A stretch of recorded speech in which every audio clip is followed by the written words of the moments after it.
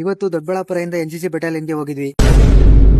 ಜೈ ಹಿಂದ್ ಗೆಳೆಯರೇ. ಇವತ್ತು ಬೆಳಿಗ್ಗೆ ನಮ್ಮ ಫ್ರೆಂಡ್ ಹತ್ರ ಕಾಲೇಜ್ಗೆ ಡ್ರಾಪ್ ಹಾಕ್ಸ್ಕೊಂಡು ಇಲ್ಲಿ ನೋಡಿದ್ರೆ ಆಲ್ರೆಡಿ NCC ಹುಡುಗರು ಎಲ್ಲರೂ ಬಸ್ಸಲ್ಲಿ ಕುಂತಿದ್ರು. ಮತ್ತೆ ಅವತ್ತು ಈಗ ಒಟ್ಟಿಗೆ ಸಿಗಲ್ಲ ಅಂತ ಹೇಳ್ಬಿಟ್ಟು ಇಲ್ಲೊಬ್ಬನು ಗೋಳ ಕುಂತಿದ್ರು. ಆಮೇಲೆ ಬೆಟಾಲಿಯನ್ ಹೋದ್ವಿ. ಇದೇ ನೋಡಿ ನಮ್ಮ ಬೆಟಾಲಿಯನ್. ಇದೇ ಗ್ರೌಂಡ್ ಅಲ್ಲಿ ನಾವು RDCಗೆ ಪ್ರಾಕ್ಟೀಸ್ ಮಾಡ್ತಿದ್ದು.